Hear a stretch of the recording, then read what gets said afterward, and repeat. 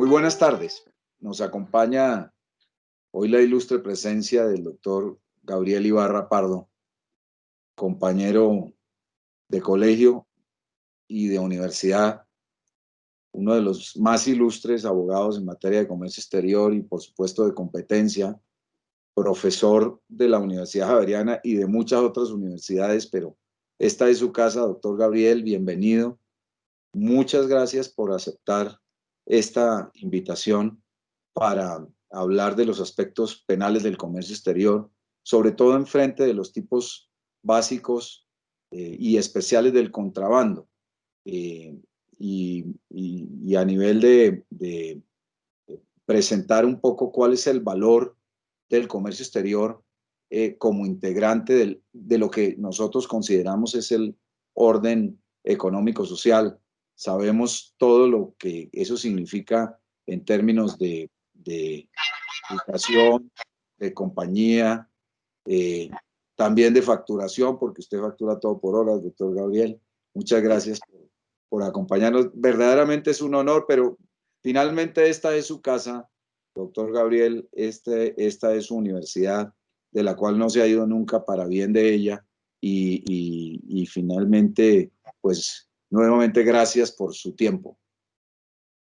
Bueno, no, pues muchas gracias por esa muy generosa presentación, doctor Prías. El honor es realmente mío.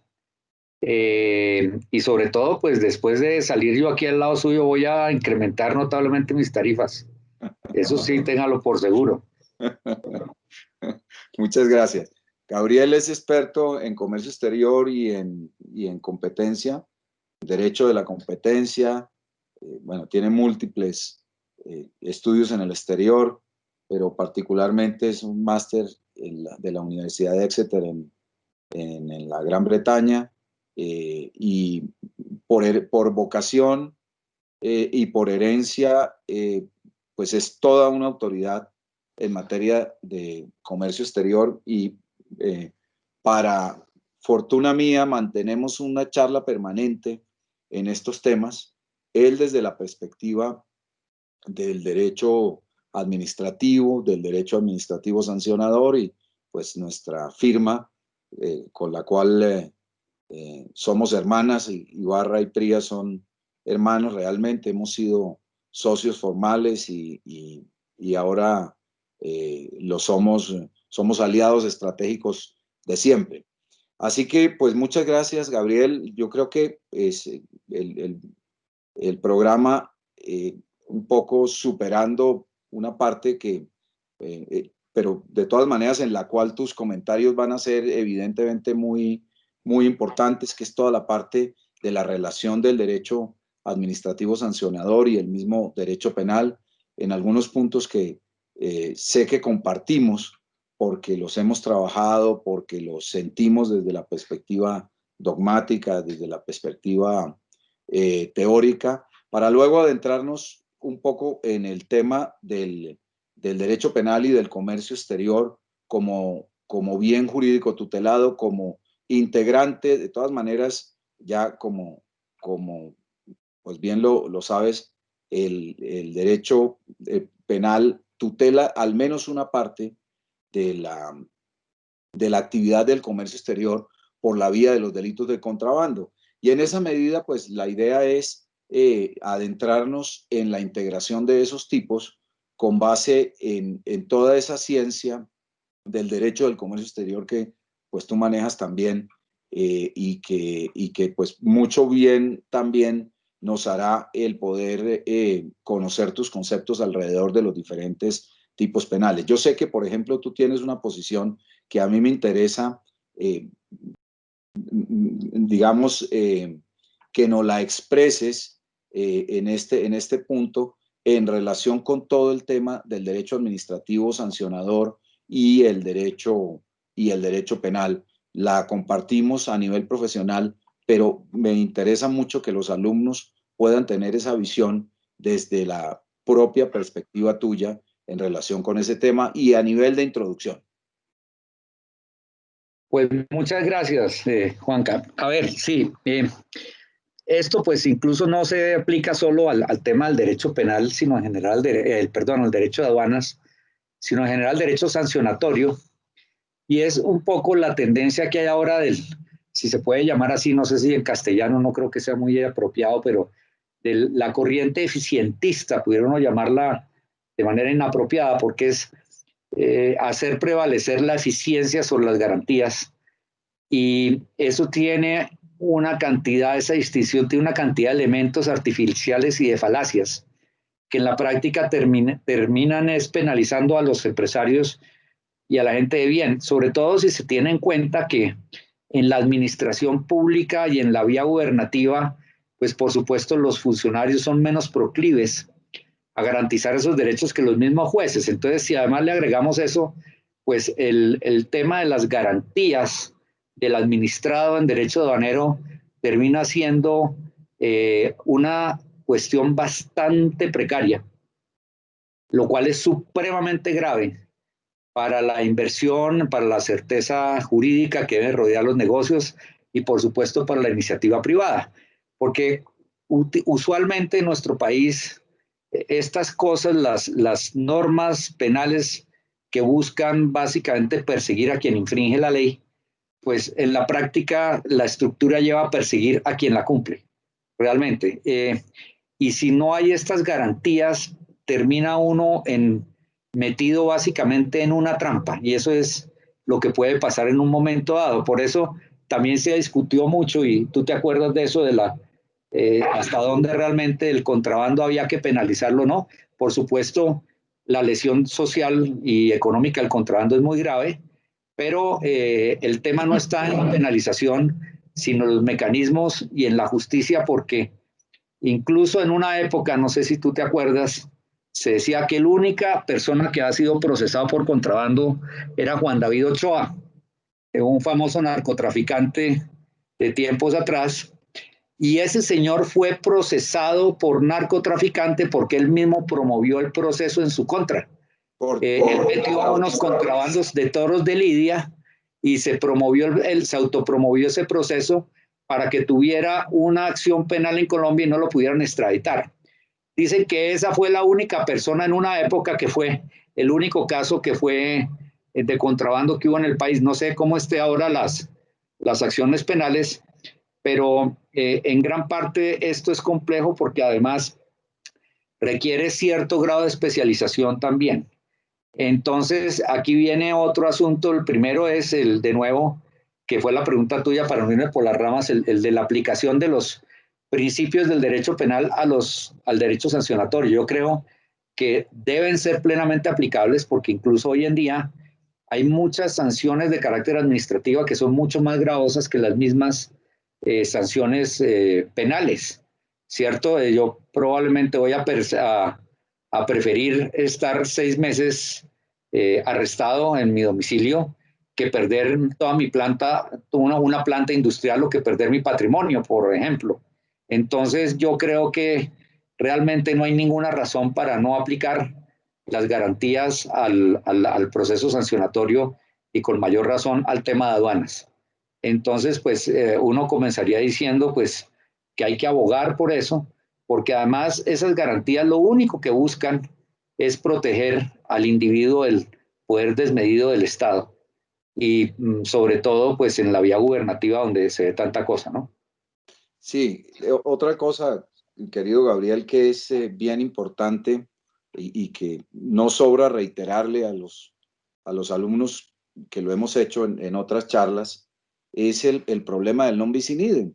En la medida que existen a veces 3 y 4 reglamentaciones de naturaleza sancionatoria en relación con los mismos hechos. Y en el caso del comercio exterior y del contrabando, creo que lo hemos padecido en múltiples oportunidades y para solucionar los problemas, digamos, de claro abuso en relación con las consultas que obtenemos, que, como tú bien señalas, muchas veces esas consultas se basan en la persecución de quien está realizando una labor de acuerdo con la ley, y no en el contrabando abierto o rampante, e incluso encuentra uno las peleas de quién o no debe detentar los bienes decomisados de presunto origen de contrabando, etcétera, etcétera. ese es un tema que también lo hemos charlado y que me interesa mucho que los alumnos tengan la perspectiva tuya sobre ese particular.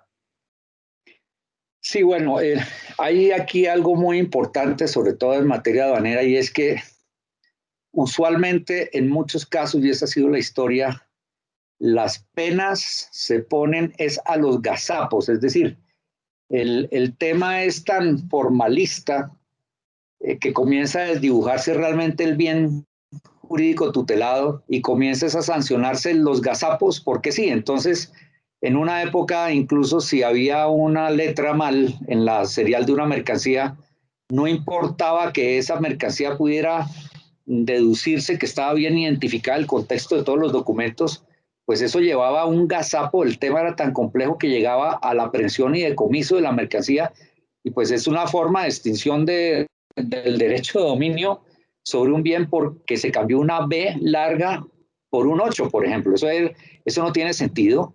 Yo creo que las sanciones tienen que necesariamente reprimir conductas que son realmente lesivas para la sociedad, y por esa vía, pues lo que estábamos llegando era a sancionar a los ciudadanos, o más bien a torturarlos, porque es una forma de tortura más bien, más que de sanción, para tener un impuesto al gazapo. El Consejo de Estado ha tenido una evolución y ya eso se ha flexibilizado un poco porque ya ha dicho que básicamente hay que hacer un análisis integral, pero realmente la tendencia, y uno tiene la impresión en estas cosas de que el Estado es un poco absolutista en materia gubernativa, porque si es por defensa del Estado, hay la impresión de que todo está permitido. Entonces, si es por defender al Estado, uno puede pasar por encima de las garantías y termina uno, eh, termina siendo la aplicación del derecho aduanero en general un derecho básicamente que presume todo lo contrario de lo que dicen los principios. Entonces se basa en la presunción de mala fe, se basa en el principio de transparencia, del principio de no transparencia, hasta el punto que, por ejemplo, en materia de perfil de riesgo, en muchos casos, pues tú vas a preguntar por qué te están bajando el perfil y dicen que eso es secreto, una información que es sobre ti mismo. Entonces vemos que esa es una aplicación desviada, pero eso es muy grave porque eso grava precisamente las normas más elementales de convivencia y de bienestar de los ciudadanos, ¿no? Claro. Y se convierte esto en una trampa. Entonces, básicamente el objetivo de los regímenes sancionatorios de nuevo es reprimir las conductas que son altamente lesivas y no hostigar al ciudadano, que es en muchos casos lo que está ocurriendo si no se aplican esos principios. Por eso es tan importante en la administración pública resaltar la importancia de esos principios. Esos principios no están escritos para lograr la impunidad de ninguna manera. Están escritos precisamente para evitar que la administración pública se convierta en un medio de hostigación al ciudadano, ¿no? Y al administrado. Claro. Y planteaste un tema que es muy importante, Gabriel, y es el que tiene que ver con la antijuridicidad de las conductas. Porque tú has dicho, esto es para sancionar conductas que realmente, digamos, tengan una trascendencia desde el punto de vista social por su gravedad. Y eso me ayuda a introducir el primer tema, que es el que ordinariamente tratamos con los alumnos en estas materias, y es el bien jurídico tutelado.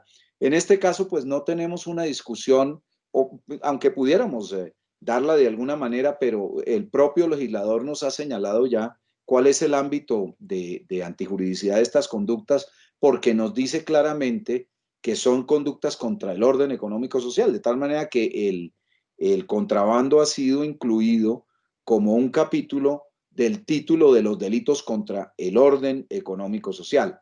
Y yo tengo ahí varias inquietudes que las hemos charlado muchas veces, pero que, digamos, pueden enriquecerse mucho con tus apreciaciones, en el sentido de que con la retipificación del delito de contrabando a finales del siglo pasado, la motivación que se había expresado para obtener esa retipificación es muy pobre.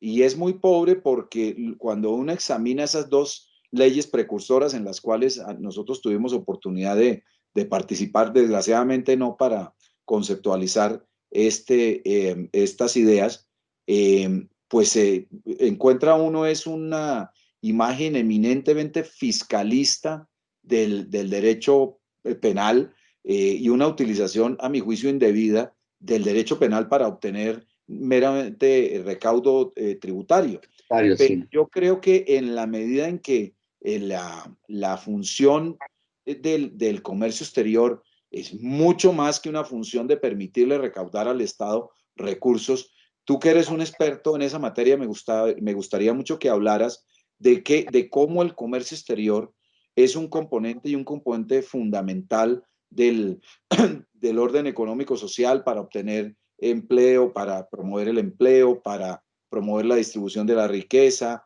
el fortalecimiento y el desarrollo de la economía, etcétera. Tú tienes una perspectiva que a mí me gusta mucho porque incluso va más allá del propio orden económico social. ¿Por qué controlar el comercio exterior incluso por la vía penal? ¿Qué valor tiene eso? Yo sostengo, y sé que tú lo compartes, que no es solamente por recaudar, que hay mucho más allí. Entonces me gustaría oír tu perspectiva en ese sentido, cómo realmente el comercio exterior es importante para el orden económico de un país. Sí, claro. Bueno, este es un tema que ha tenido una evolución y que incluso ya se refleja hoy en día en la constitución política. Y esa evolución la ha tenido precisamente la misma constitución en la forma de enfocar ese tema. Al principio, pues, por supuesto, los impuestos o la tributación exterior era claramente una fuente de recaudo. Incluso desde los romanos, el derecho de paso y demás, pues era básicamente una alcabala y por eso incluso los derechos de importación eran específicos, no eran al valores, es decir, uno cobraba 5 pesos por cada metro de tela, independiente del telovalor, porque el objetivo del recaudo era mucho más sencillo el recaudo. Sin embargo, en la medida en que han evolucionado las cosas, pues claramente la fiscalidad exterior se ha convertido en un instrumento de intervención del Estado en la economía, lo que se llama el principio de la hacienda funcional, que busca que los derechos y la tributación se convierten en una herramienta que determina el comportamiento de los agentes económicos. Entonces, cuando las conductas son inconvenientes y no son tan lesivas, pues en vez de penalizarlas se desestimulan. Eso lo ve uno, por ejemplo, en el derecho ambiental, es muy claro, donde hay sanciones muy fuertes, pero también está el tema de que el contamina paga, entonces quien no acoge buenas prácticas en materia ambiental, pues tiene que pagar mucho más tributos que quien sí. Lo mismo, la tributación es una fuente, es un instrumento que puede utilizarse para incentivar inversiones, pero también para proteger la economía. No vamos a entrar a las tesis de David Ricardo y demás, porque pues aquí nos quedaríamos mucho tiempo, pero claramente la fiscalidad exterior hoy en día es un instrumento de política económica y por consiguiente quien se aparta de esas normas en cuanto a importaciones está atentando no solo contra la economía, sino contra el empleo, contra los empresarios y está incurriendo también en una práctica de competencia desleal, porque por supuesto quien logra una ventaja competitiva a costa de hacerle fraude al erario, pues está generando unas ventajas artificiales que van en detrimento de quienes sí cumplen con la ley. Pero además, este tema va más allá del bien jurídico protegido y uno ve, por ejemplo, que hoy en día las aduanas han dejado de depender de las administraciones tributarias para entrar a depender de los entes que manejan la seguridad nacional. Por ejemplo, en Estados Unidos, las aduanas dependen hoy en día del Homeland Security, porque la función de las aduanas hoy en día no es recaudar, la función de las aduanas hoy en día es controlar.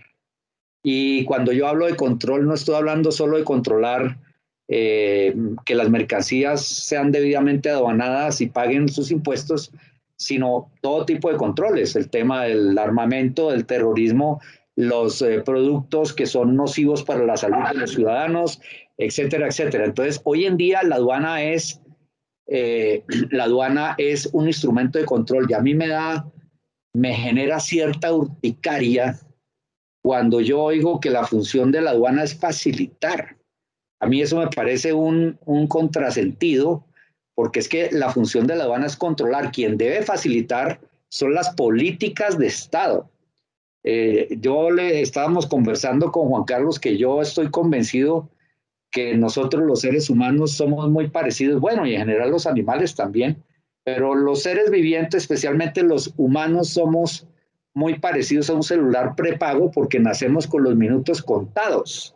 Uno nace con tantos minutos y a uno le toca administrar a lo largo de su vida en qué se va a gastar esos minutos, y a mí me parece un crimen gastarse esos minutos haciendo una cola en una ventanilla para hacer un trámite que es totalmente innecesario. A mi juicio, eso debiera ir contra los derechos humanos y el Estado es el que debe encargarse precisamente de facilitar, pero a través de sus políticas, no es la aduana. La aduana tiene que ejercer los controles que tiene que ejercer y no ir más allá, por supuesto. Entonces, hoy en día, el bien jurídico tutelado, yo diría que es la economía, la seguridad nacional y, por supuesto, también, pues tiene algo de recaudo. Pero si ustedes ven cuando yo les decía, esto es muy interesante, incluso Juan Camilo Restrepo tiene un libro donde explica muy bien cómo los países que son desarrollados dependen menos de la tributación exterior que los países en vías de desarrollo, con un tema muy perverso, y es que cuando tú dependes para generar ingresos fiscales de los impuestos de comercio exterior, estás grabando el desarrollo, porque estás encareciendo básicamente los bienes de capital, las materias primas para conseguir ingresos. Entonces, es clarísimo que un Estado no puede fundamentar sus mayores expectativas de recaudo en los impuestos al comercio exterior, en donde además el tema del recaudo y la contribución a los ingresos públicos es un tema accesorio y secundario, porque la función principal es precisamente el ser fuente de intervención del Estado en la economía, y eso está reconocido en la Constitución política. Y ahí que en la Constitución hasta la Constitución que duró hasta el año 69 se introdujo precisamente el tema de la ley marco. La reforma del 69 se introdujo el tema de la ley marco de aduanas.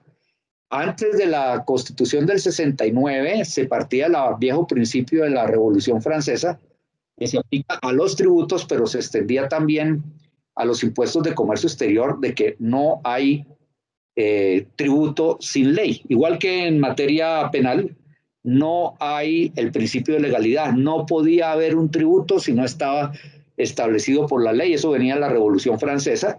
No hay tributo sin representación.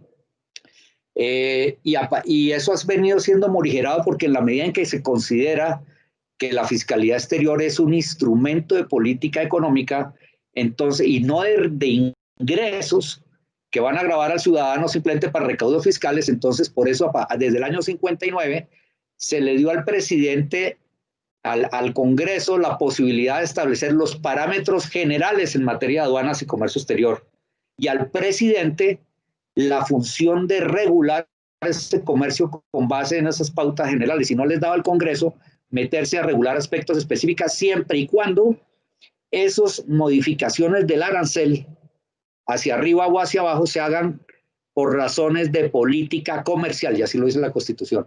Si se fueran a hacer por razones de política fiscal, eso sería competencia del Congreso. Entonces vemos que esa evolución ha estado incluso en la Constitución, y hoy en día no me extendí mucho para resumirte el tema. Claramente el bien jurídico tutelado por las normas de contrabando y de aduanas, pues es básicamente el orden económico, la seguridad nacional y en última instancia los recaudos fiscales. Claro, es lo que nosotros llamamos unos comportamientos de naturaleza pluriofensiva en la medida en que se tutelan más bienes jurídicos, más allá de un primer y primordial bien jurídico, que en este caso es el orden económico social. Gabriel, hagamos un recuento que tú lo conoces muy bien en relación con el tema de la tipificación del contrabando, pero solamente para referirnos, digamos, a un hito o a dos hitos, diría yo. Uno, todo el tema de la globalización, que fue un tema tan de moda en los años 80 y 90, un poco la despenalización total del delito de contrabando que ocurrió por esa década, y un poco lo que ocurrió después cuando el Estado tuvo que reformular esa pretensión de, digamos, de un comercio exterior totalmente abierto y por lo menos sin controles, al menos desde el aspecto penal, que es lo que desemboca, digo yo, en un segundo hito, que es la tipificación del contrabando por primera vez después de esa circunstancia a través de las leyes 383 y 488 del 98, que tú conoces también porque participaste en su redacción en alguna medida. No nos hicieron mucho caso en muchas cosas, Gabriel, pero de todas maneras sí hay un mensaje claro sobre el manejo penal del comercio exterior. En primer lugar, cuando se abandona esa pretensión de intervenir o de controlar, y en segundo lugar, cuando se retoma en esas fechas. ¿Qué nos podrías señalar en relación, digamos, con el aspecto macro, que tú ya lo has presentado de una manera muy apropiada, pero ahora sentándolo un poquito en la historia? Sí, bueno, lo que pasa es que yo creo que esto también ha ido al vaivén de lo que significa el tema de la globalización, que es un tema además muy manoseado, y que uno piensa que la globalización comenzó con Virgilio Barco en Colombia, y resulta que eso viene, la primera manifestación que hubo realmente de globalización fue hace muchísimos años. Yo creo que la primera manifestación auténtica de la globalización fue la imprenta de Gutenberg, porque antes de la imprenta de Gutenberg las ideas no circulaban. Es que lo que pasa es que nosotros, como damos todo por dado, pero ustedes saben lo que era conseguir un libro antes de la imprenta, que tenía que ser manuscrito. Solo la iglesia tenía el monopolio del conocimiento por esa razón. O sea que la imprenta de Gutenberg fue una cosa que no alcanzamos a medir la dimensión que tuvo eso en la historia de la humanidad, porque por primera vez comenzaron a circular las ideas. Esa fue la primera manifestación realmente auténtica de la globalización. Y aparte de la auténtica de Gutenberg, pues la brújula.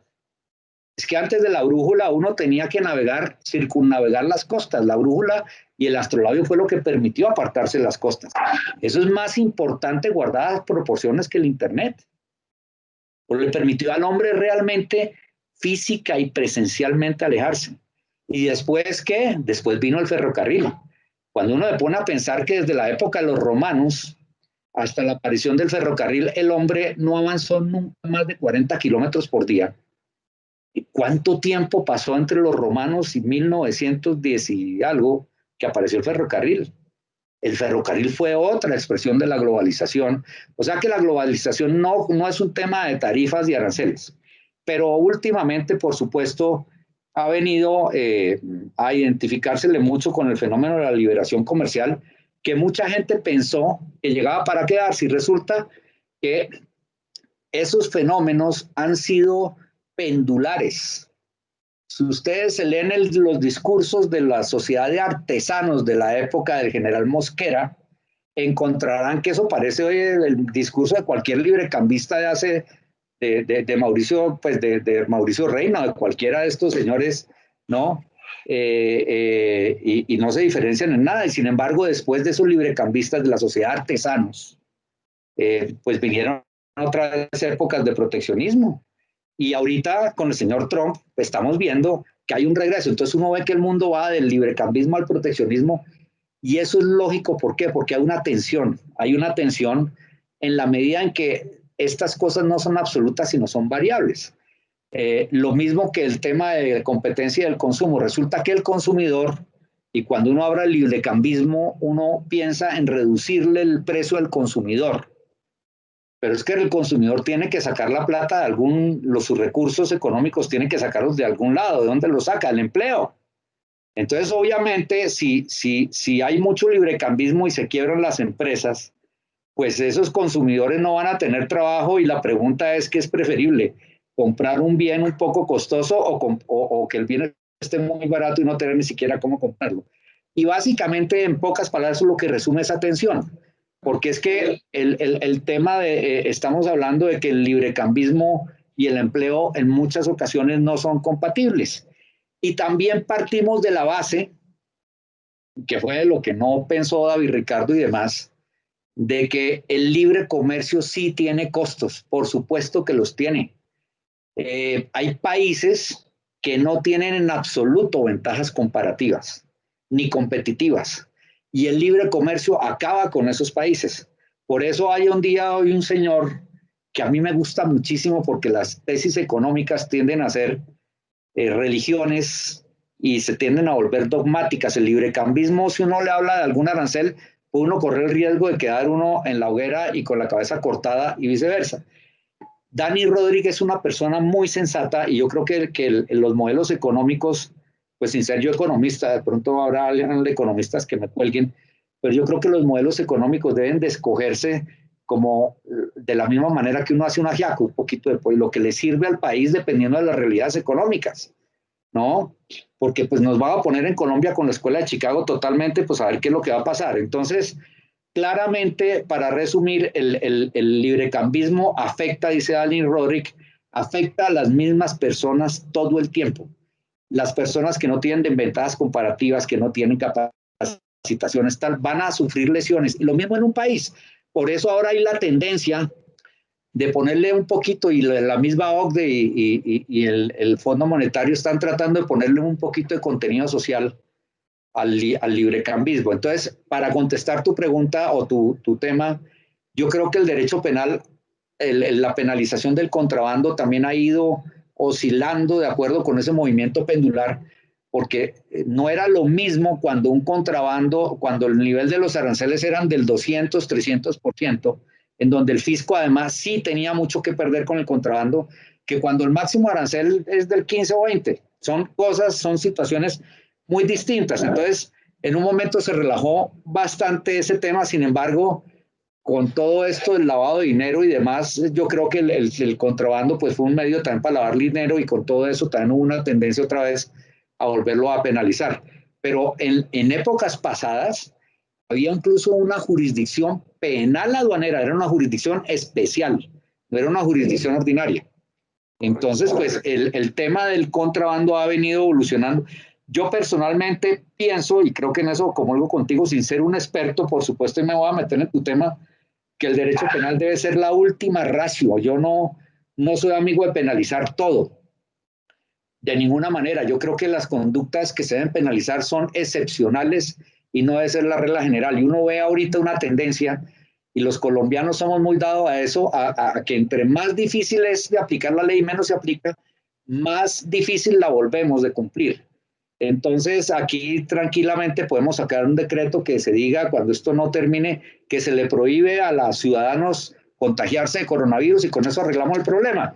Y además penalizamos a quien se contagie y ya listo. Entonces, la tendencia es a penalizar absolutamente todo. Y yo creo que las temas penales en materia económica son muy complejas, porque además requieren un alto grado de especialización para aplicarlas, ¿no? Eso es lo que yo diría. Sí, sí. Esa consideración pendular que tú señalas, a mí me gusta mencionarla casi que en los orígenes de nuestra república, nuestros orígenes republicanos, porque finalmente una motivación muy importante, como yo la aprecio, no sé qué pienses tú, pero desde la perspectiva puramente económica de nuestra revolución patriótica de comienzos del siglo XIX, pues está basado en el problema del manejo del comercio exterior, ¿no? Una casa de contratación de Sevilla que mantenía un monopolio absoluto sobre el comercio de la metrópoli con sus colonias, pues no podía generar sino este tipo de situaciones, ¿no? Y que nos traen cierta dificultad alrededor del tema del contrabando, Gabriel, porque yo creo que en esa medida todos tenemos, por republicanos y por revolucionarios criollos, alguna gota de sangre contrabandista en nuestras venas, ¿no es cierto? La prueba es lo que pasa, por ejemplo, con ciertos aspectos de nuestra vida social que para nosotros son exóticos, pero perfectamente tolerables, como por ejemplo los sanandresitos. Eso, claro. ¿No? No, porque no apreciamos, digamos, con una adecuada perspectiva la verdadera antijuridicidad del delito de contrabando, ¿no? Ahora, otro aspecto que ha señalado Gabriel que me parece muy importante es el de trasladar de una manera definitiva el tratamiento del contrabando a la jurisdicción ordinaria, no crear jurisdicciones especiales que fueron toda una fuente de corrupción y de persecución inicua para ciertas personas, pero por la misma vía de la corrupción, pues una ampliación de la impunidad del gran contrabando en nuestro país. Entonces, digamos, como antecedentes, resultan bien interesantes. Yo no sé si tú recuerdas, creo que sí, porque lo hemos comentado, la primera acción de la Policía Fiscal y Aduanera que ocurrió en este país fue contra un sanandresito en la zona cafetera. Y la diligencia no se pudo hacer porque quien lideró la resistencia de los comerciantes de ese lugar fue el propio presidente del Congreso, que es una cosa pues absolutamente exótica, ¿no? En ese entonces yo me acuerdo que a los contrabandistas de esas Sí, sí, sí. se las llamaban los trabajadores sociales o luchadores sociales de la frontera. Pues una manera absurda de volver populista este problema, cuando también es cierto, por otro lado, que el contrabando, por todas las razones que tú has anotado, le hace mucho daño al país, ¿no? Le hace mucho daño al país, es decir, y más daño le hace el hecho de que su tratamiento desde el punto de vista penal pues sea tan inadecuado en ciertos aspectos como ya tú no lo harás notar. Eh, si te parece, entonces eso da como resultado unos tipos penales. Yo voy a hacer simplemente una introducción para poder conversar contigo la manera como se está reglamentando el contrabando en nuestra legislación, ya digamos como un ejercicio de análisis de ley data más que de historia y dogmática alrededor del tema. Nosotros tenemos básicamente, digamos que nuestro sistema está compuesto por 4 normas. Una norma básica o fundamental, que es el delito propio de contrabando por importación o por exportación, unas formas especiales de favorecimiento que yo digo son más de receptación que de favorecimiento. Me parece que el nombre llama a la confusión por la manera como están tipificados, y una norma especial que era lo que los anteriores estudiosos en esta materia llamaban el contrabando técnico, y después se llamó defraudación a las rentas de aduana, y hoy en día se llama fraude aduanero. Ese es, digamos, el bloque básico al cual yo quiero que nos refiramos, porque hay un bloque que es una especie de bloque construido en espejo por razón del objeto material de estas conductas, que es el que se refiere a los hidrocarburos, que en esencia es la misma redacción, pero con un objeto especial y una medida en esa materia, una medida, digamos, en la determinación del valor del objeto material, pues diferente, porque no se tasa en salarios mínimos legales mensuales, sino en galones del contrabando y sus derivados. Si te parece, Gabriel, vamos afrontando entonces nuestro tema, que es un tema, como tú bien lo señalas, un tema muchas veces pendular y de coyuntura, pero para hablar de lo que hay en este momento, ¿cuál es la foto que tenemos? El tipo básico o fundamental se encuentra contenido en el artículo 319 en los siguientes términos. Artículo 319, contrabando. El que introduzca o extraiga mercancías en cuantía superior a 50 salarios mínimos legales mensuales o desde el territorio colombiano por lugares no habilitados de acuerdo con la normativa aduanera vigente, incurrirá en prisión de 4 a 8 años y multa del 200% al 300% del valor aduanero de los bienes objeto del delito. Voy a leerlo todo y luego le damos una leída desde tu perspectiva, que es la que importa realmente, porque tú manejas perfectamente, digamos, todas la integración del tipo desde su perspectiva de ser un tipo en blanco.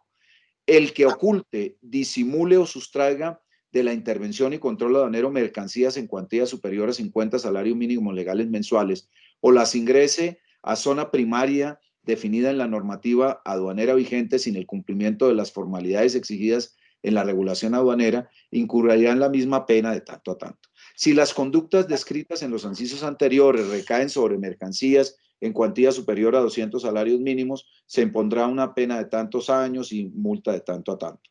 Se tomará como circunstancia de agravación punitiva el que el sujeto activo tenga la calidad de usuario altamente exportador, Altex, o de usuario aduanero permanente, UAP, o de usuario de operador de confianza de un operador económico autorizado, OEA, o de cualquier operador con un régimen especial de acuerdo con la normativa aduanera vigente.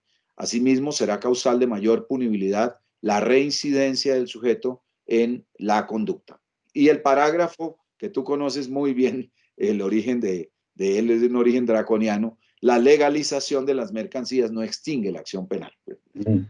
Bien, hablemos un poquito, parece en esencia un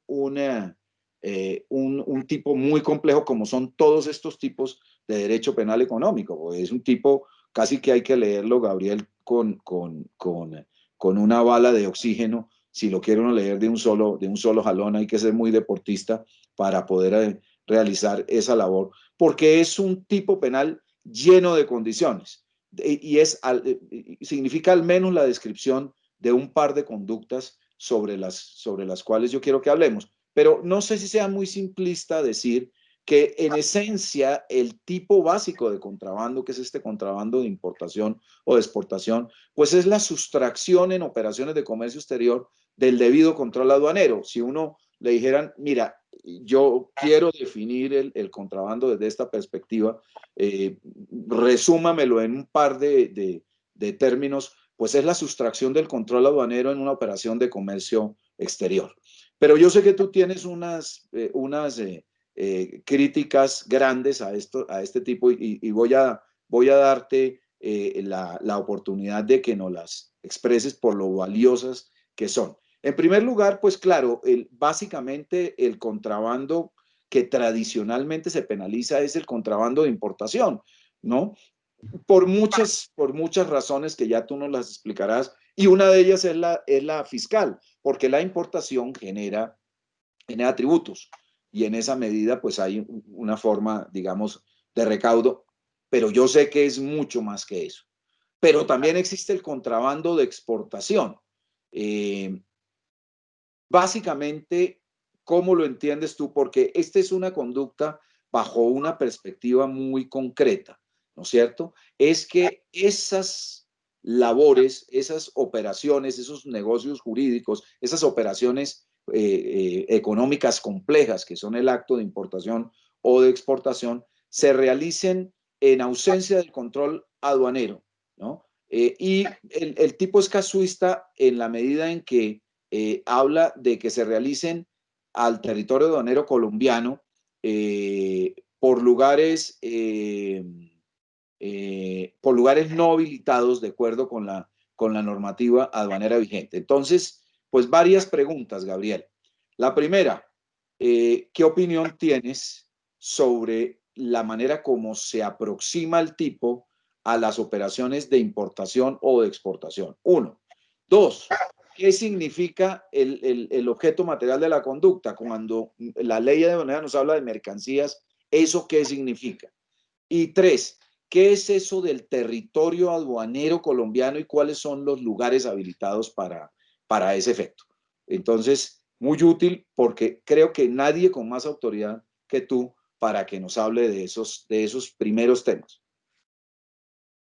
Bueno, entonces, ¿cuál es la primera? La primera es, ¿cuál es tu perspectiva, cuál es tu opinión en relación con que, la conducta a que se refiere al tipo se verifique tanto en las operaciones de importación, Sí. como en lo tradicional, como en las operaciones de exportación? Sí. A ver, yo creo que hay dos cosas. A mí me parece que es inoficioso, me parece que es innecesario, inconveniente tipificar el contrabando de exportación en general, porque pues la única interés que puede haber en el control de los bienes de exportación son los bienes escasos, los bienes que constituyen patrimonio histórico o cultural, las especies en vías de extinción, es decir, el tema del medio ambiente, básicamente eso, y ese es un rezago porque pues era distinto cuando había, por ejemplo, control de cambios y demás. Entonces, a mí me parece que lo que debiera realmente penalizarse es la exportación de esos temas, pero no de todo, porque es que además, si ustedes ven en la misma exportación, el control, incluso tú embarcas los bienes y ese documento de embarque tengo entendido que es el que se convierte después en el documento de exportación. El tema del control de las exportaciones hoy en día tiene un fin eminentemente estadístico. Entonces, honestamente, el tema del control de exportación, salvo en el café también, por ejemplo, que va a la retención cafetera, pero al margen de eso, el tema del control en la exportación realmente pues no es tan esencial, ni tan significativo, ni tan importante, porque pues realmente la lesión que pueda haber, la mayoría de temas del contrabando de exportación que hay, son inadvertencias, puede estar seguro, inadvertencias que no tienen ninguna connotación ni propósito de realmente lesionar un bien jurídico fundamental. Entonces yo creo que eso debiera revisarse, porque de nuevo lo que está penalizado y que no es realmente lesivo, lo que se convierte es en una trampa y en un factor de incertidumbre. Entonces lo que debiera penalizarse es básicamente la exportación de esos temas y por supuesto en emergencias como las de ahora, que eso entra dentro de la escasez de bienes, pues la exportación de bienes escasos. Entonces, debiera haber, por ejemplo, un criterio de que unas facultades para que el gobierno pudiera determinar pues qué exportaciones deben ser sometidas realmente a vigilancia desde esa perspectiva y cuáles no. Por ejemplo, ahorita todo lo que son bienes tendientes a la pandemia que puedan escasear, pues es lícito controlarlos y demás. Pero en ese sentido yo no le veo mucho propósito penalizar el contrabando de exportación como tal. Muy bien, gracias. Vamos un poquito con el objeto material. Cuando el tipo penal nos habla de mercancía, ¿a qué tipo de bienes se está refiriendo? ¿Y qué tipo de bienes, por ejemplo, podemos entender excluidos del concepto de mercancía, que es bien importante?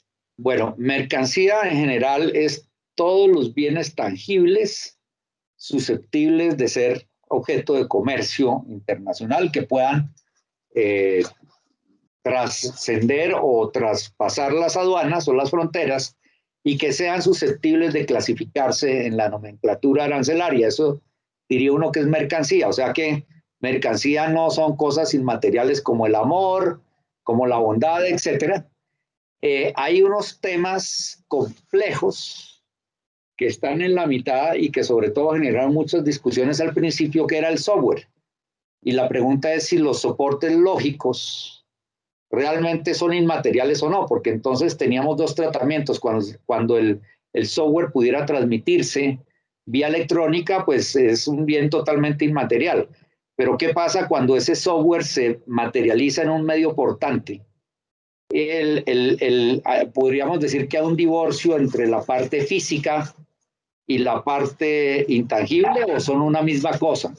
Y esa misma cosa cuando pasa la frontera debe valorarse y tratarse como simplemente un medio portante que vale $20 o como un software que vale $500,000. ¿Cuál se incorpora a cuál?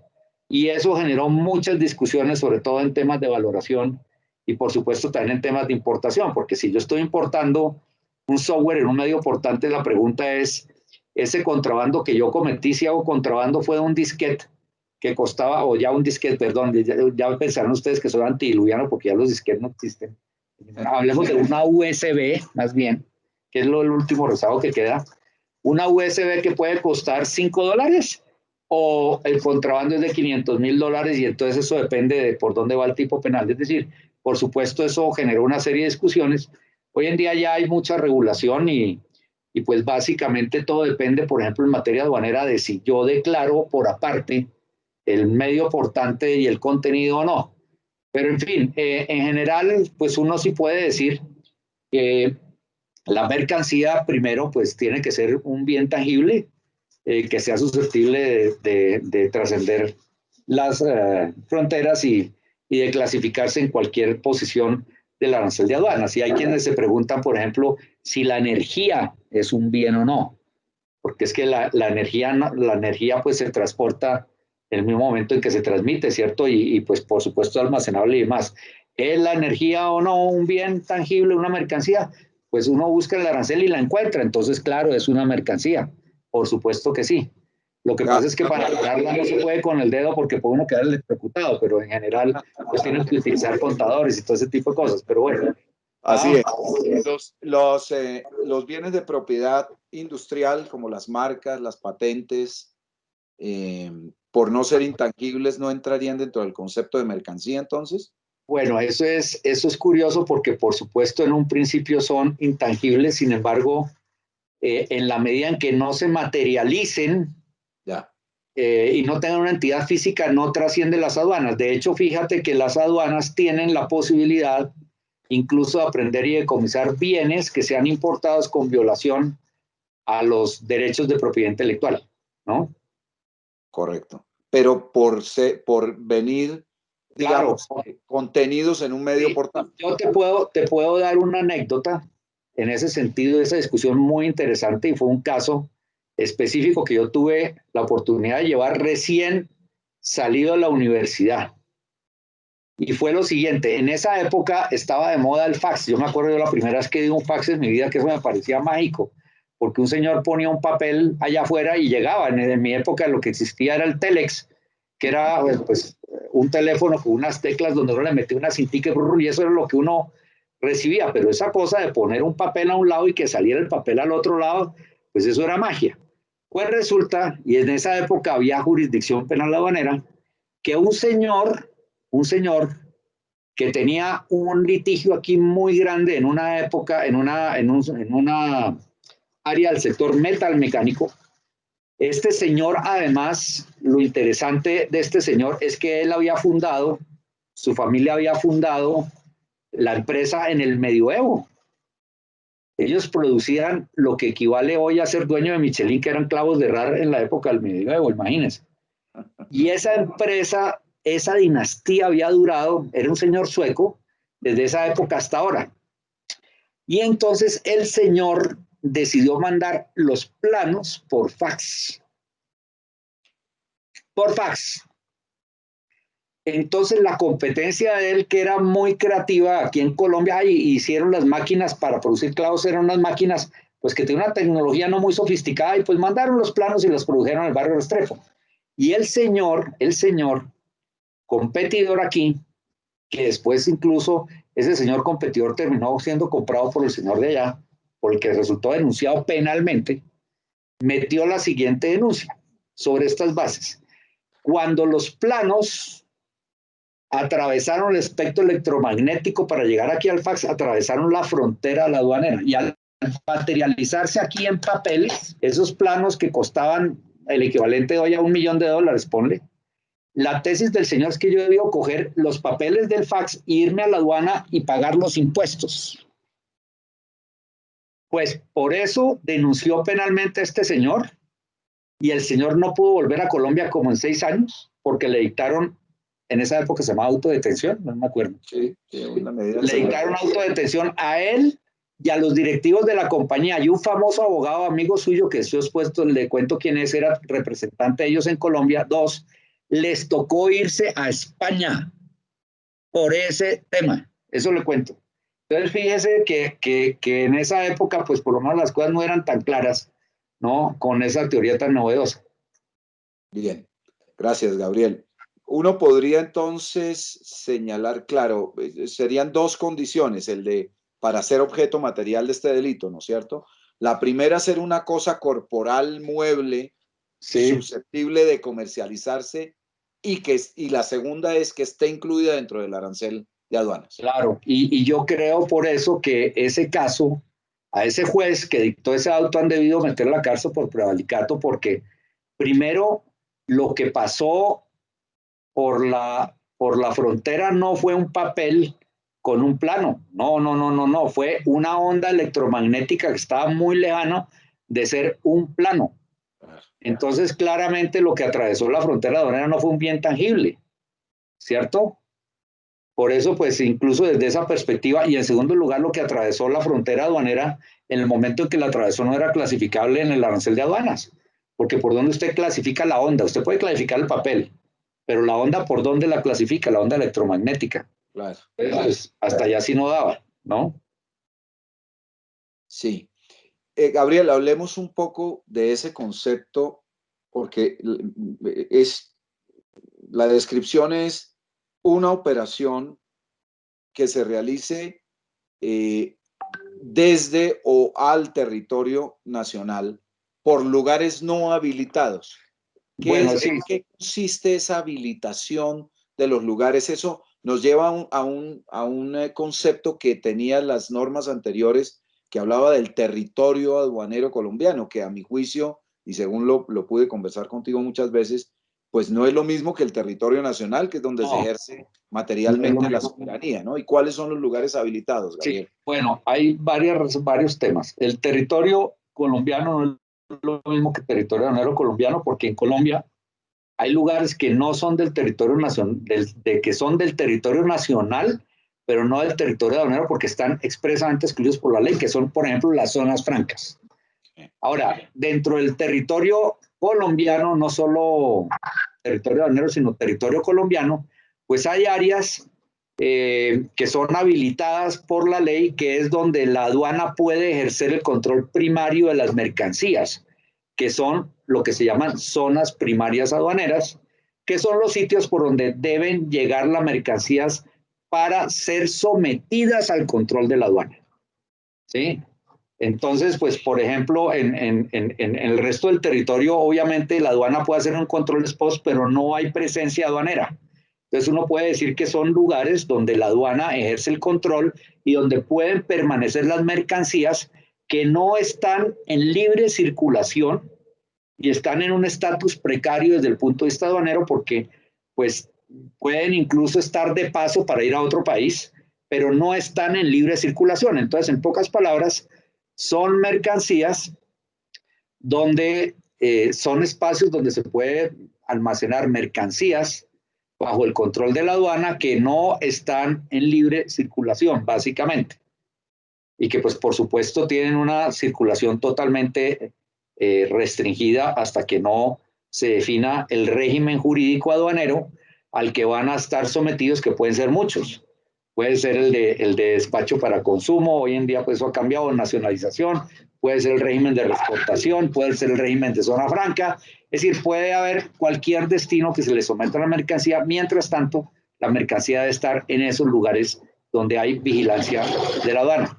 Ok, muy bien. Muy bien, gracias. En general Vamos son los puertos, aeropuertos, las zonas de puertos, aeropuertos y demás son las zonas primarias habilitadas, básicamente.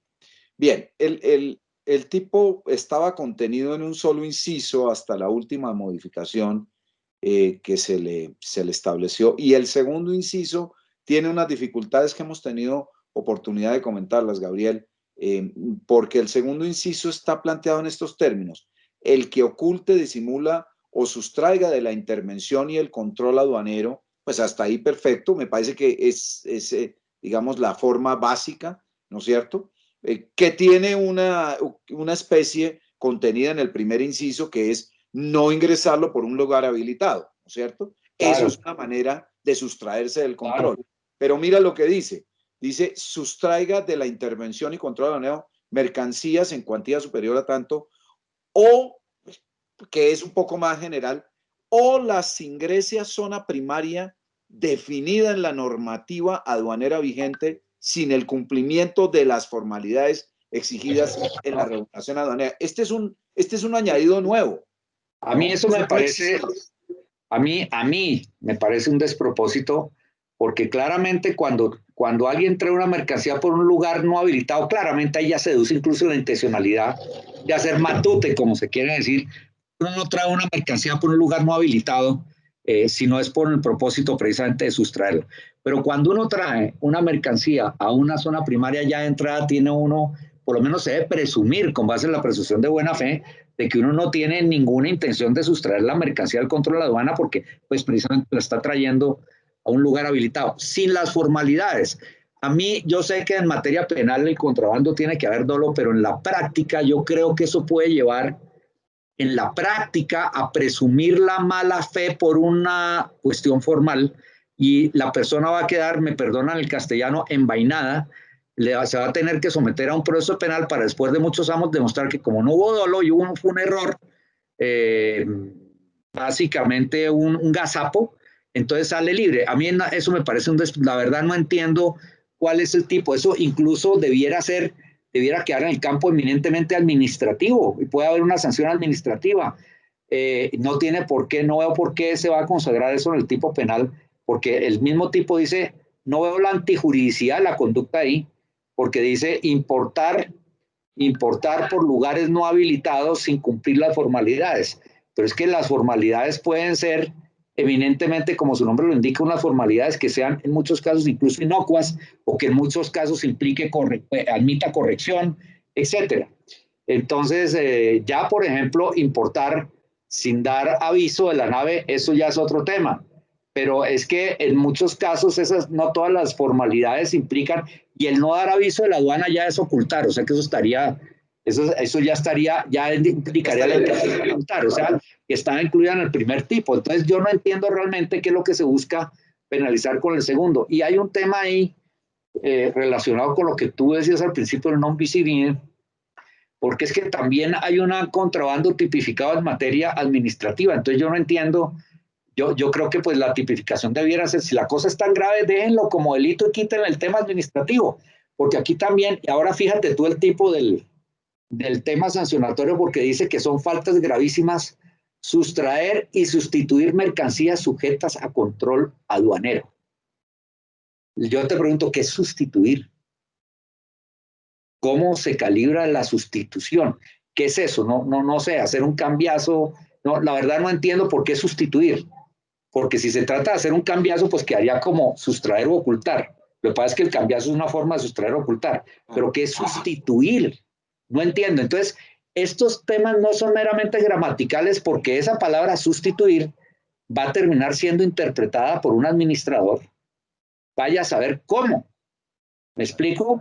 Entonces, estas imprecisiones claro, por eso, entonces estas imprecisiones siempre juegan en contra del administrado. Y además, la pequeña pena que hay por esto es el 100% del valor FOB de la mercancía, aparte del 300 que tú ya tienes.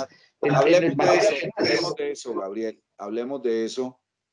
¿Cuál es el valor aduanero de una mercancía? ¿Cómo se Bueno, ese es un tema complejo, porque es que el tema del valor aduanero radica en que cuando tú haces una transacción hay dos partes, el vendedor y el comprador. Pero cuando ya esa transacción implica el pago de impuestos, ya hay un tercero, que es un socio de uno, que es el Estado, que viene a decir, ¿cuánto es que costó esto? Entonces, ya viene un tema distinto porque la valoración no es en sí solo para la transacción, sino para calcular los impuestos.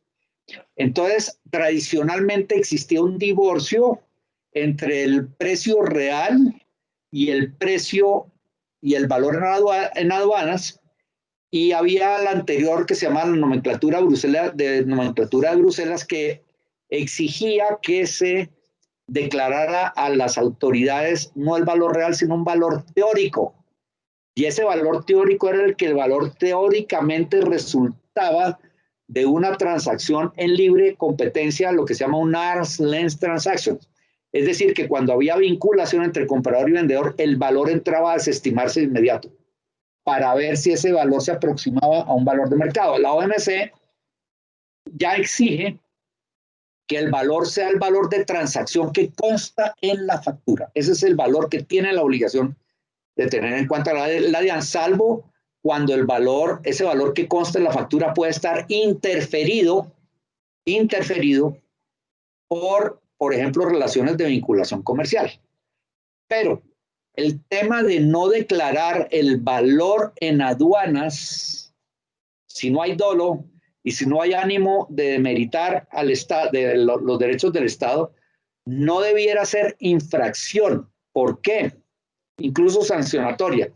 Porque supóngase que el papá le da un regalo al hijo y le regala un Mercedes-Benz, un ejemplo.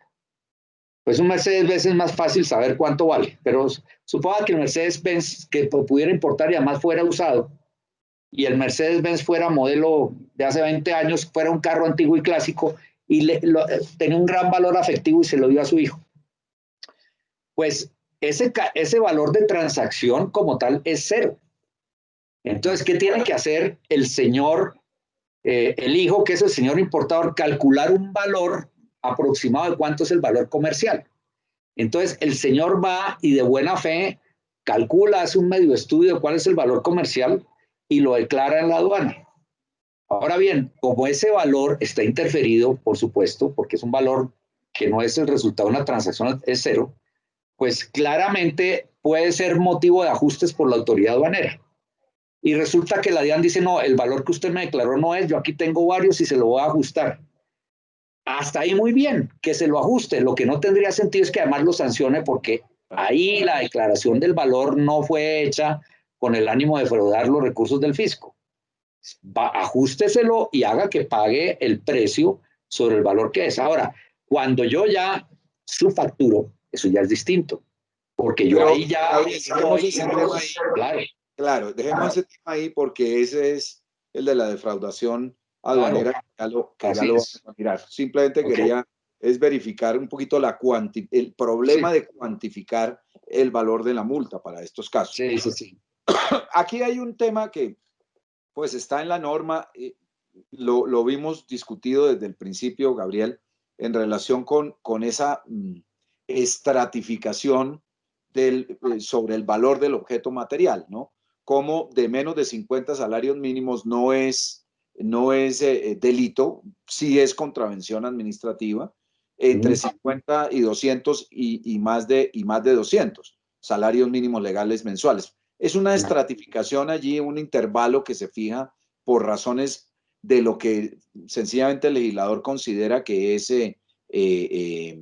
un criterio para determinar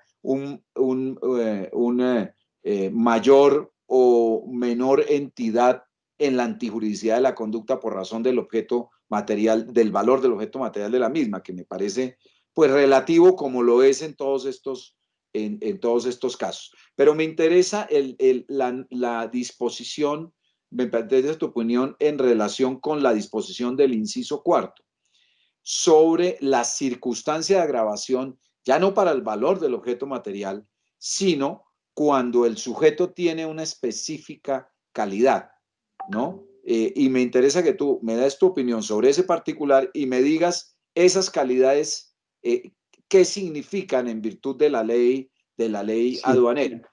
Usuario altamente exportador, usuario aduanero permanente y usuario u operador de confianza o operador económico autorizado, OEA. ¿Qué opinas? Primero, son dos preguntas, fíjate. ¿Qué opinas de que se agrave por esas razones? Y dos,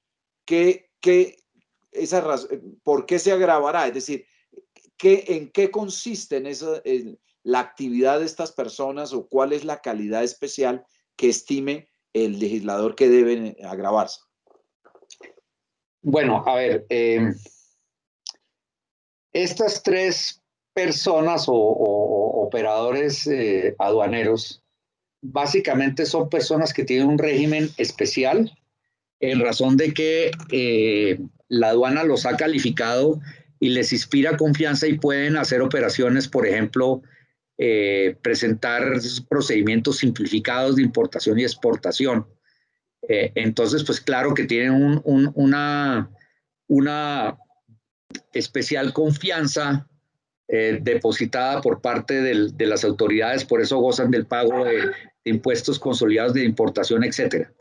Pero pues yo tengo mis dudas de que eso sea causal de agravación, porque si bien es cierto, estos señores tienen, y sobre todo yo esto lo veo desde el punto de vista más, un tema que estudio, que es el de la, hoy en día, penalización de las personas jurídicas, porque cuando la persona es individual, pues obviamente tiene que haber dolo y pues ahí ya es otra cosa. Pero cuando ya es la persona jurídica, la que una pregunta que se hace es, ¿por qué una empresa de esta, si ha sido utilizada en contra de sus protocolos, va a tener una causal de agravación y unas sanciones mucho más drásticas que el contrabandista abierto que se dedica a eso por ejercicio de manera deliberada? Es decir, el contrabandista abierto que vive de eso, etcétera, ¿por qué va a tener una sanción más benigna que una empresa de estas que incluso pudo haber sido utilizada en contra por los mismos empleados o en contra de sus protocolos? O a mí eso no me encaja, ¿cierto? Y pues yo creo que eso debiera revisarse, porque además estas son empresas a las que incluso tienen su propio régimen sancionatorio, que es la suspensión incluso de su estatus. A una empresa esta lo suspenden 3 meses y yo creo que pues puede incluso estar ya casi al borde de la quiebra. Entonces ya las sanciones son de por sí suficientes. ¿Para qué le vamos a meter una causal de agravación además de? Pero bueno, ese es un tema básicamente. Uno podría decir que claro, que como son depositarios las confianzas y tienen especiales conocimientos, pues claramente puede hacer un delito de más, que no sé si calificado o con, pero la verdad yo no le veo a esto mayor proporcionalidad. Muy bien. ¿Y qué opinas finalmente del parágrafo que sabemos cuál es el origen? Una directora de impuestos supremamente estricta. ¿Qué opinas tú del tema de que la legalización de la mercancía, que sí extingue la acción en materia administrativa, no tenga el mismo efecto en materia penal? Bueno, lo que pasa, pues a mí no me parece, por una razón. La legalización solo está contemplada cuando hay realmente errores de, pues uno podría decir de buena fe, porque con la legalización uno no puede, no está hecha para legalizar el matute abierto, me explico. Uno no puede legalizar una mercancía que ha sido erróneamente descrita. Eso no, uno no puede legalizar ni corregir una mercancía que ha sido erróneamente, uno lo que no puede es legalizar mercancías, por ejemplo, que no se hayan, ahí cometí un error. Uno no puede legalizar mercancías que no hayan sido declaradas en el documento de transporte a la aduana, que es lo que es contrabando abierto. ¿Cuándo legaliza uno? Precisamente cuando uno ha cometido algunos errores, ¿cierto? Y la mercancía va a ser aprendida, entonces a uno, si a uno le dan la posibilidad de corregir esos errores en los que uno ha incurrido, pues a mí sí me parece que pues yo creo que a mí no, yo nunca he visto fácilmente, no sé por qué se metió el tema de la legalización. A mí me parece que no tiene nada que ver, porque es que cuando uno legaliza, uno asume que no ha habido dolo, y si no ha habido dolo, no ha habido delito. Entonces realmente no entiendo por qué se contempló ese tema de que la legalización no extingue la acción penal, porque quien legaliza usualmente es quien ha incurrido en un error en los impuestos a pagar, en la misma declaración y demás. Pero si, por ejemplo, la mercancía no ha sido declarada a las autoridades de entrega de los documentos, yo no puedo legalizar. De ninguna manera puedo legalizar. Y además estoy pagando los impuestos y una multa por ese error que cometí. Entonces, la verdad, yo no sé qué relación tiene quien legaliza con el sujeto activo de la, bueno, me imagino, pues sí, no, la verdad no sé, porque por lo menos no en contrabando abierto, porque de nuevo la legalización supone que se presente la mercancía, que se presente a las autoridades de aduana. Claro. Gabriel. Ahora, sí, dale. Sí. No, sigue, Gabriel. No, ahí está bien. Yo lo que diría es que incluso la legalización, ahí hay un tema que lo hemos visto y que incluso ha tenido también un desarrollo legislativo que es, yo creo que otro tema que debiera ser política de Estado es proteger la buena fe. El poseedor de buena fe tiene que ser protegido, porque es que en una época, y eso es muy dado a los, y es que la mercancía tiene una especie de maldición que va contagiando a todo el mundo, así sea un ángel. Entonces alguien traía un vehículo de contrabando, lo compraba un ángel y el ángel terminaba engrampado. Entonces, lo que es importante es que sea una política de Estado proteger al poseedor y al tenedor de buena fe. Eso debiera ser sagrado, ¿no? Muy bien, Gabriel. Muchas gracias, Gabriel, por estas apreciaciones que son muy útiles para la integración del tipo penal. Pasemos ahora al fraude aduanero, que también es una norma que ha sido objeto de ciertas modificaciones. Está contenido en el artículo 321 en los siguientes términos. Fraude aduanero: el que por cualquier medio suministre información falsa, la manipule u oculte cuando le sea requerida por la autoridad aduanera o cuando esté obligado a entregarla por mandato legal con la finalidad de evadir total o parcialmente el pago de los tributos, derechos o gravámenes aduaneros a los que esté obligado en Colombia, en cuantía superior a tanto, en este caso pues a 20 salarios mínimos vigentes, del valor real de la mercancía, incurrirá en pena de tanto a tanto. Parágrafo: lo dispuesto en el presente artículo no se aplicará cuando el valor distinto de los tributos aduaneros declarados corresponda a error aritmético en la liquidación de los tributos, sin perjuicio de la aplicación de las sanciones administrativas establecidas en la ley. Bueno, pues muchos comentarios respecto a este punto, ¿no, Gabriel? Porque yo lo que veo es de entrada una diferencia, digamos, sustancial con el tipo básico del contrabando, ¿no? En la medida en que, en este caso, digamos, hay una actividad más formal vinculada al presunto hecho punible, en el sentido en que, al parecer, para estos casos, la mercancía de alguna manera sí ha sido ingresada por un lugar habilitado. Lo que pasa es que se ha ocultado ciertos requerimientos.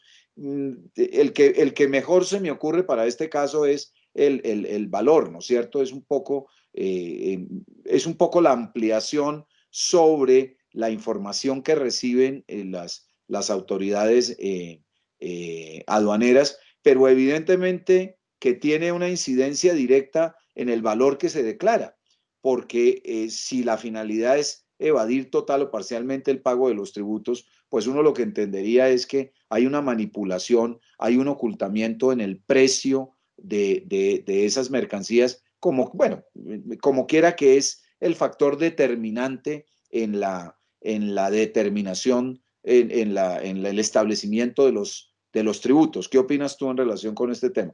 Que es Bueno, un tema de fraude muy amplio, ¿no? yo creo que ese sí es un tema complejísimo porque básicamente, pues ahí por supuesto está la subfacturación, que es a través de la cual incluso se lava mucho dinero. Hay empresas incluso que tienen una fábrica de facturas, incluso los mismos exportadores, eso se da mucho, por ejemplo, en la China.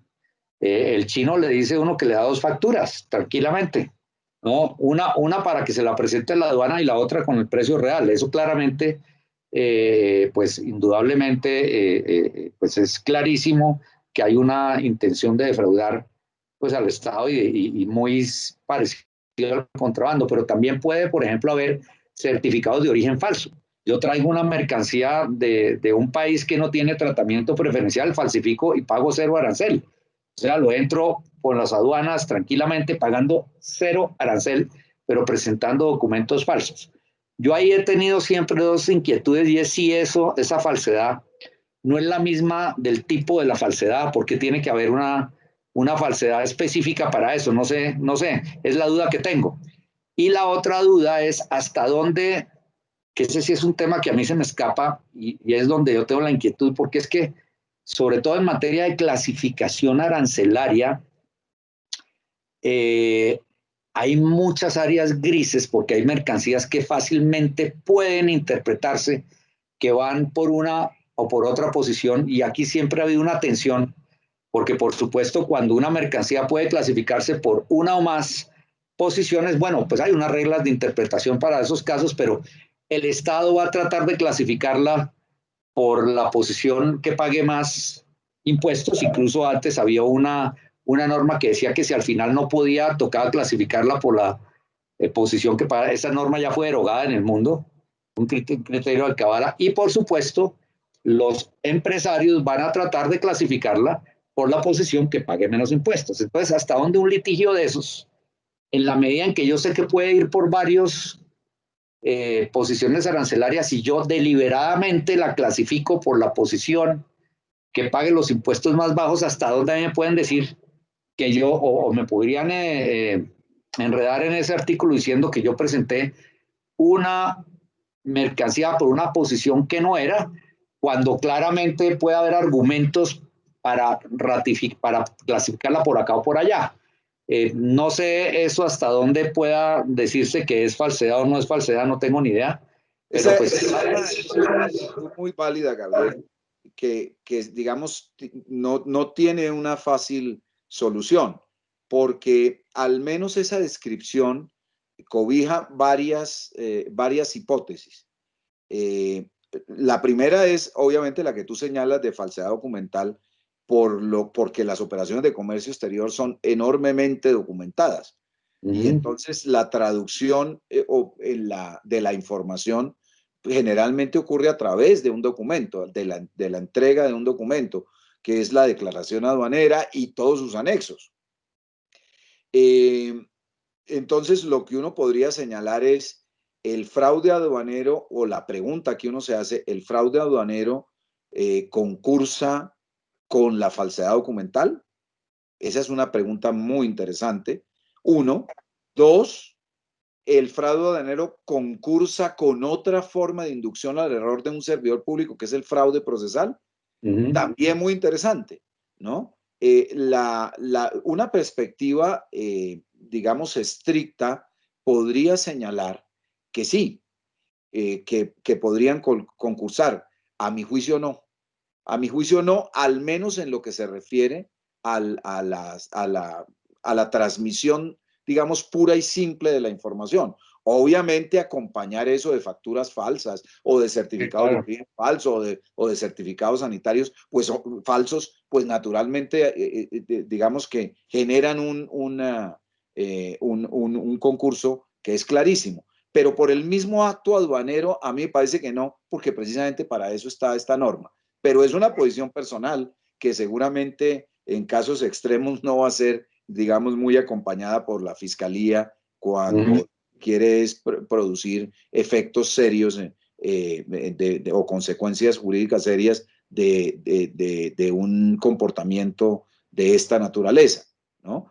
De tal manera que es muy interesante. Yo creo que cuando se refiere, digamos, al cumplimiento del deber de suministrar al, a la autoridad aduanera la información que le corresponde por virtud del hecho aduanero exclusivamente, me parece que precisamente para eso está el fraude aduanero. Lo que pasa es que evidentemente la forma como se modificó el tipo, porque este es un tipo también recientemente modificado, lo volvieron de una amplitud muy grande, y en la medida en que lo ampliaron también las posibilidades de concurso con otros delitos, de concurso que puede ser un concurso real o aparente que no tiene una solución fácil. Una es la que yo te planteo, pero evidentemente allí puede haber circunstancias adicionales o posiciones diferentes que tengan una consideración o una solución también diferente. ¿Y qué opinan lo del parágrafo? A mí parece que es la clara exclusión del error, de la tipicidad por error de tipo, ¿no? En derecho penal, es decir, la exclusión del dolo, ¿no? En el parágrafo dice: lo dispuesto en el presente artículo no se aplicará cuando el valor distinto de los tributos aduaneros declarados corresponda a un error aritmético. Pues naturalmente, si hay un error aritmético, se está excluyendo el dolo, y por ende el tipo subjetivo, y por ende la tipicidad de la conducta, ¿no? Pero es que ahí puede ser el punto, porque a veces no hay errores aritméticos, sino lo que hay, por ejemplo, en materia de aranceles de clasificación, es un tema de criterio. Claro. Lo decía la norma anterior, Gabriel. Lo Es decía un la tema de norma, criterio. no se aplicará cuando corresponda a errores aritméticos o a discusiones sobre la clasificación Claro, arancelaria. Ya la quitaron para hacer claro. prevaler la clasificación más lesiva para Pero los... es que eso es muy grave, eso es muy grave, eso es muy grave, Sí, eso es muy grave porque genera una incertidumbre jurídica tenaz, tenaz, sí, así es. así Bueno, es. Bien, Gabriel, pasemos entonces a los dos temas finales eh, que tienen una integración, digamos, menor porque dependen mucho del tipo básico o fundamental, que son las formas de favorecimiento y facilitación del contrabando, dicen ahora. Favorecimiento, yo siempre he criticado la palabra favorecimiento porque el favorecimiento obedece a un instituto diferente en términos del capítulo contra la administración de justicia que se llama el capítulo del encubrimiento. Favorecer tiene más relación con las personas que con los bienes. Y en este caso es claro que se relaciona es con los bienes objeto de contrabando y sería más apropiado hablar no de favorecimiento, sino de receptación. Entonces, las formas de encubrimiento son el favorecimiento que tiene un carácter más personal y la receptación que tiene un carácter más real, que se refiere más a los bienes. ¿Qué es lo que señala exactamente este tipo penal? En los siguientes términos: el que posea, tenga, transporte, embarque, desembarque, almacene, oculte, distribuya, o enajene mercancías que hayan sido introducidas al país ilegalmente o que se hayan ocultado, disimulado o sustraído de la intervención y control aduanero o que se hayan ingresado a zona primaria sin el cumplimiento de las formalidades exigidas en la regulación aduanera, cuyo valor, y aquí tenemos también, y aquí sí es lógico, pues, por ese carácter, digamos, permeable y dinámico de las fronteras, cuyo valor supere los 50 salarios mínimos legales mensuales vigentes sin superar los 200 salarios. Tenemos otra vez el intervalo allí en la valoración del objeto material, incurrirá en pena de tanto a tanto. Si la conducta descrita en el inciso anterior recae sobre mercancías cuyo valor supere los 200 salarios mínimos legales mensuales, incurrirá en pena de tanto a tanto. No se aplicará, esta es la parte más interesante, no se aplicará lo dispuesto en el presente artículo al consumidor final cuando los bienes que se encuentren en su poder estén soportados con una factura o documento equivalente con el lleno de los requisitos legales contemplados en el artículo 771-2 del Estatuto Tributario. Pues bien, yo creo que en lo primero simplemente basta... ¿cómo dice esa última parte? ¿Me la repites? No se aplicará lo dispuesto en el presente artículo Sí, sí, sí. al consumidor final, cuando Uh-huh. los bienes que se encuentren en su poder estén soportados con factura o documento equivalente con el lleno de los requisitos legales contemplados en el artículo 771-2 del Estatuto Tributario. Lo primero, pues es muy sencillo, realmente es un tipo penal complejo, alternativo, con múltiples verbos descriptivos, que básicamente consisten en la manipulación del objeto material del delito de contrabando. Es decir, la manipulación en el tráfico jurídico económico de bienes provenientes del contrabando. Aquí lo interesante, Gabriel, que me gustaría comentar, es que la receptación como instituto de delito contra eh, la administración de justicia tiene una clara exclusión cuando quien comete el delito fuente, en este caso el contrabando, que sería el delito fuente de no existir el tipo, no puede ser cometida sino por quien no ha incurrido en el delito fuente. Es decir, en este caso uno diría, si se tratase de receptación del contrabando, el contrabandista no puede ser receptador. Claro, claro. Pero en el tipo no está excluido. Ya. Entonces, quiere decir que se pena la conducta, todo el proceso del contrabando, no solamente en el ingreso de la mercancía al territorio aduanero, sino en en la manipulación del objeto material, que sería prácticamente la consecuencia de la cadena pues, criminal en este caso. Y hoy, como es claro, ese favorecimiento pues, no puede incurrir sino en el contrabando o con fuente en el contrabando de importación, por obvias razones. Es el que se encuentra en territorio nacional, ¿no es cierto? No en el de exportación. Allá en el exterior habrá otras normas que lo vinculen, ¿no? Es bien interesante en ese sentido. Lo mismo que en la cuantificación del objeto material.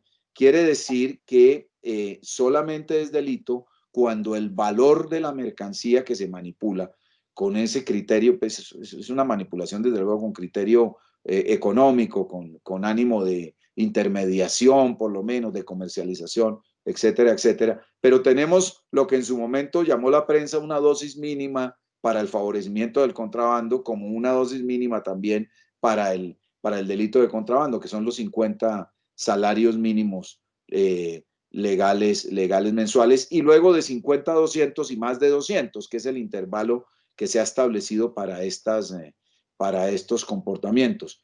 ¿Qué opinas del tema de la factura? Porque a mí lo que me parece es que la DIAN aquí escoge entre dos males menores, ¿no? Claro, si la mercancía está amparada debidamente con una factura, uno podría decir, sí, desde la perspectiva puramente civil, pues hay una presunción de buena fe que cobija al adquirente, ¿no es cierto? Porque le han entregado una factura, se supone que la factura de alguna manera, pues digamos, señala un origen lícito, etcétera, etcétera.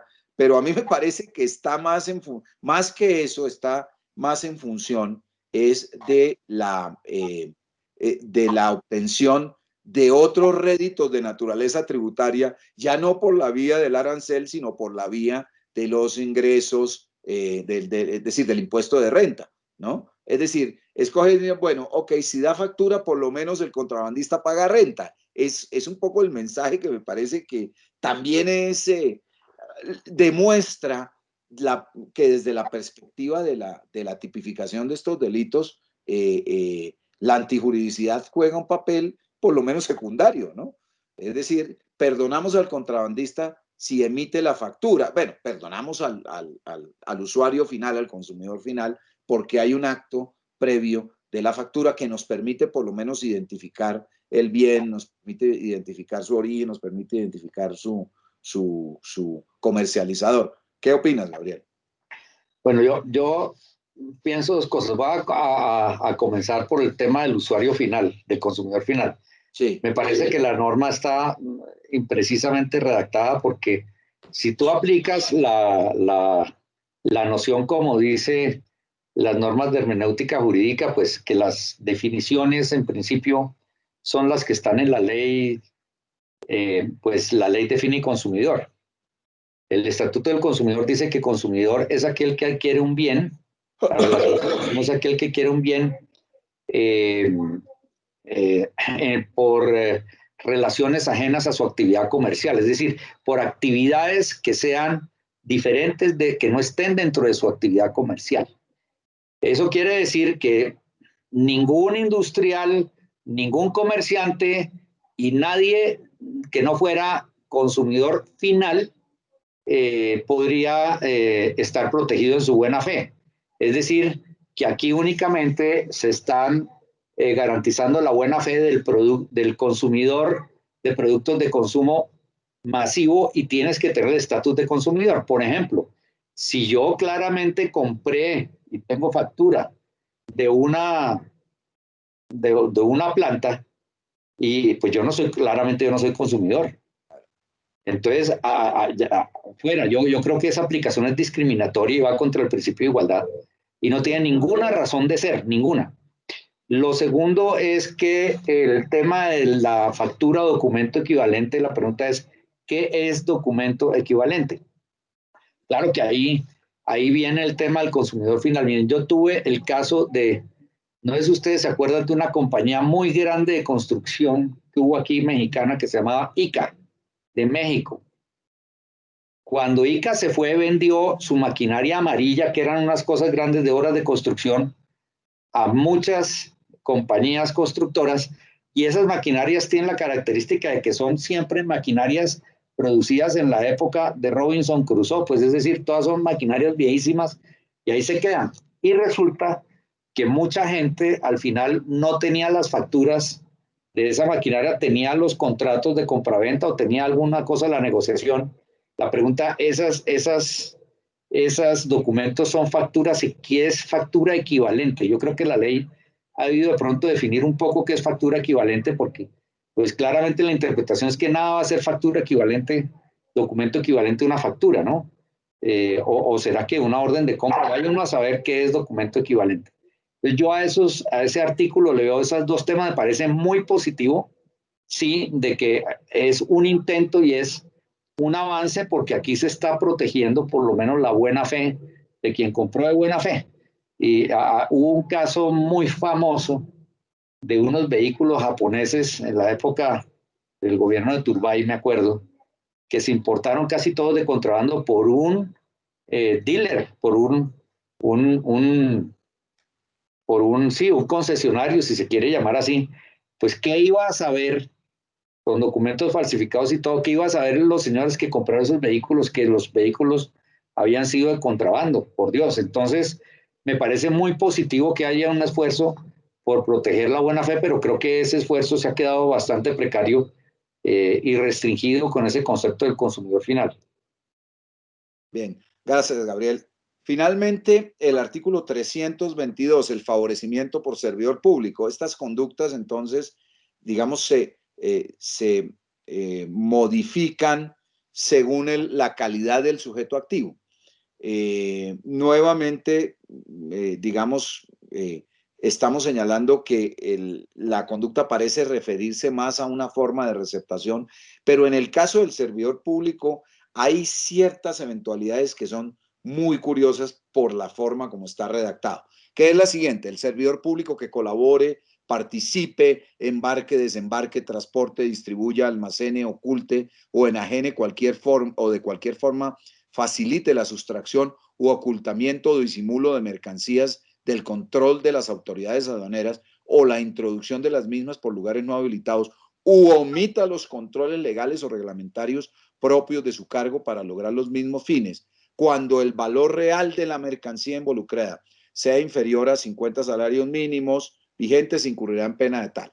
Y luego la aumenta cuando la mercancía recae sobre un valor superior a los 50 salarios mínimos legales mensuales. Luego, si la conducta descrita en el inciso anterior recae sobre mercancías cuyo valor real supere los 200 salarios mínimos legales mensuales vigentes. Y luego, pues, el valor de la multa de acuerdo con el criterio del valor de la mercancía que ya tú nos expusiste en circunstancias anteriores. Aquí lo curioso, Gabriel, es lo siguiente: es que se califica el contrabando cometido por el servidor público, ¿no? Y se le sustrae del tipo básico o fundamental, porque fíjate los verbos rectores que emplea para lo que pasa es que, para la descripción de la conducta, lo que pasa es que, fíjate cómo hace equivaler ciertas formas que no son ciertamente en la teoría general del delito, formas de autoría, pero algunas sí son formas de coparticipación criminal por la vía de la complicidad o de la determinación. Fíjate cómo dice: el servidor público que colabore, pues el que colabore es el cómplice de la conducta. Claro. Si es el servidor público que colabora, pues es un servidor público que es cómplice de la conducta, ¿no? Que participe, pues puede participar a 3 niveles: como cómplice, como determinador o como autor material o coautor de la conducta. Pero las demás son todas absolutamente formas de perfeccionamiento del contrabando: embarque, desembarque, transporte, distribuya, almacene, oculte o enajene. Esas quizás las últimas son ya formas de receptación del objeto material, pero el legislador en este caso se da el lujo de decir: todas esas, a mi juicio, son formas de una manera de ser especial del contrabando por parte del servidor público, ¿cierto?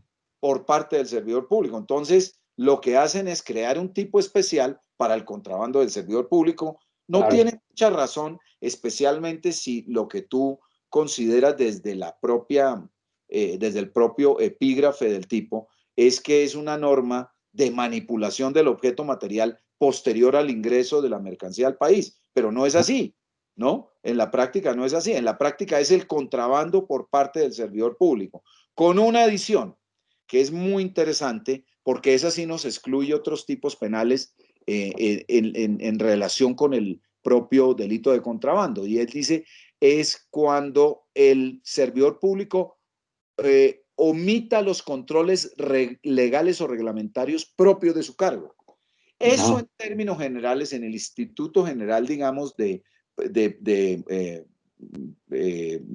regulación de la aplicación del principio de legalidad a la actuación administrativa, pues es una forma de prevaricato por omisión. Entonces, ¿qué es lo que termina diciéndonos este tipo, Gabriel? Lo que termina diciéndonos finalmente es que el servidor público, como cuando quiera que se vea vinculado con el delito de contrabando, responde por favorecimiento del servidor público y por nada más, ¿no? Aún en el caso de que la omisión que se predica de su propio comportamiento sea una omisión del deber de cumplir con el deber de sus funciones. Lo que pasa es que cuando las funciones tienen que ver con el contrabando, lo que hay es también favorecimiento. ¿Y qué pasa cuando Dime, ¿Y qué Gabriel. pasaría cuando el funcionario público es el jefe de la banda de contrabandistas? Pues bueno, yo creo que ahí hay formas especiales de penalización del comportamiento de carácter genérico, ¿no? Pero el delito es el delito de favorecimiento. Digamos que se agrava de una manera genérica por ser el jefe de la banda. Y claro, habría otros delitos. Cuando tú hablas de banda criminal, probablemente estemos hablando de un concierto para delinquir, etcétera. Entonces, digamos que no es la única hipótesis, de hecho, aplicable a la norma. Pero lo que es muy interesante es que lo que evidentemente sí, en todos los casos, digamos, previene este delito o predica este delito o lo pone como hipótesis de hecho de su precepto, es que cualquier conducta del servidor público en relación con el contrabando es una conducta de favorecimiento por servidor público, ¿no? Lo cual hace que sea muy difícil predicar un acto de conducta del contrabando por el tipo básico o fundamental si el servidor público interviene en la actuación, ¿no? Es interesante, pero es totalmente asistemático con las normas de la parte general del código y con las normas de los institutos del favorecimiento y de la receptación. Es una norma nueva que mezcla una cantidad de hipótesis en una sola consecuencia jurídica, que es la penalización para este tipo de comportamientos. En lo demás es más o menos igual. No sé si tengas algún comentario sobre este particular, Gabriel. No, yo creo que es claro lo que tú has dicho, no tengo mayor comentario ahí. Pues muchas gracias, Gabriel. Verdaderamente ha sido un honor, es un honor para mí, es un honor para mis alumnos de Derecho Penal Especial 2 en la Universidad Javeriana y bueno, y un honor para tu casa de siempre, que es tu universidad a la cual sigues vinculado para bien de ella durante tantos años y esperamos que nos sigas acompañando y de nuevo nuestra más afectuosa expresión de afecto y de agradecimiento y el deseo de que nos sigas acompañando en otros temas de esta materia tan dispersa y tan compleja. No, muchas gracias a ti, Juanca, no solo por la invitación, sino por tus palabras tan generosas, hombre, ni más faltaba. Con muchísimo gusto.